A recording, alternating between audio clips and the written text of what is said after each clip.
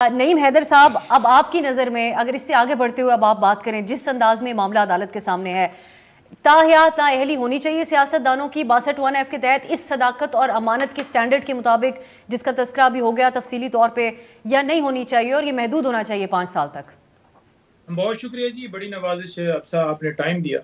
पहली बात तो ये है कि जिस तरह से ये केस टेकअप किया गया, मुझे इस बात के ऊपर जरूर एतराज होगा कि फंडामेंटल राइट्स के हवाले से अगर पटिशन जाए तो उसके ऊपर एतराज लगाया जाए रजिस्ट्रार ऑफिस की तरफ से कि ये मफाद आमा का मामला नहीं है और उसको टेकअप ना किया जाए और मुल्क के अंदर लाकानूनियत, अगवाकारियां और सारा सिलसिला जारी रहे। एक शख्स को जो है बाकायदा तौर पर सहूलत देने के लिए स्पेशली इस केस को टेकअप किया जाए। यहाँ पर एक और दरखास्त है, वो भी आपके सामने है, वो भी पेंडिंग है, उसको भी इसी तरह से फिक्स होना चाहिए, जिसमें खान साहब की डिस्क्वालिफिकेशन का मामला जो है वो पेंडिंग है और उनको खान साहब को जो सजा हुई थी वो 3 साल हुई थी, जो कि सजा सस्पेंड होगी। उस ऑर्डर को जो है हमने चैलेंज किया था, उस ऑर्डर को सस्पेंड करने की दरखास्त दी थी, क्योंकि हम भी चाह रहे थे कि अगर दूसरे लोगों को जिस तरह से प्रोटोकॉल दिए गए हैं, हमारा जो हक है कानूनी वो तो हमें हासिल होना चाहिए ना। हम कोई ऐसा एक्स्ट्रा ऑर्डिनरी रिलीफ नहीं मांग रहे थे, लेकिन उस दरखास्त को भी आपने देखा कि पहले कितना इस्लामाबाद हाई कोर्ट के अंदर वो लटकाया गया मामला, और सुप्रीम कोर्ट में भी ये किसी और केस में उठाकर और नवाज शरीफ को स्पेशली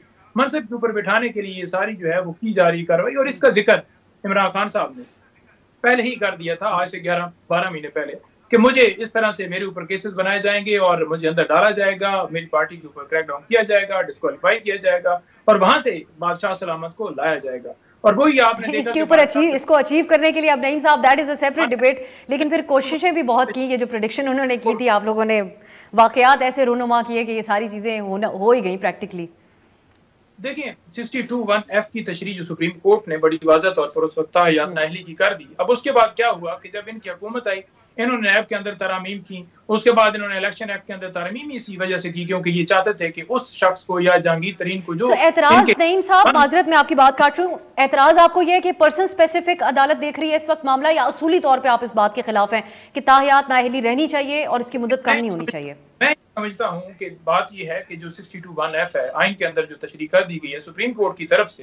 तो अब इस 62(1)F की जो है तशरीह जो है वो जब होगी तो उसके अंदर जब तक आइन के अंदर अमेंडमेंट ना हो तब तक आप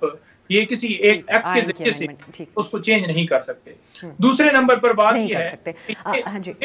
है जो 4 तारीख के लिए फिक्स किया गया, तो पूरी कौम ही, आप कोई ये कहे ना कि एक तासर दिया जा रहा है कि नवाज शरीफ साहब को ये स्पेशल जो है वो उनके लिए ये किया जा रहा है, तासर देने की बात नहीं, आपने खुद पहले ही तासर दे दिया है। जैसे वो वहां से आए हैं, जिस वक्त होशियारी थे, उनको रास्ते में गिरफ्तार नहीं किया गया, कमीशन ने जैसे प्रोटोकॉल दिया, हाई कोर्ट का जैसे अमला पड़ा, सीसीपीओ ने जैसे सलूट मारे, या पूरे पाकिस्तान में जिस तरह से वो घूम रहे थे प्रोटोकॉल के साथ, हाई कोर्ट ने बाकायदा वेलकम किया कि बड़ी अच्छी बात है आप आए, और नैब ने बाकायदा तौर पर बयान दिया है। वो समझते हो ना कि जनाब वो कानून पर उन्हें जो है वो बिल्कुल माफी मिल गई, ऐसी बात नहीं है। नैब ने आपके साथ सेटिंग करके आपके हाथ में स्टेटमेंट दी है, तब आपको जो है उस मुकदमे से फारिग किया गया। चले अब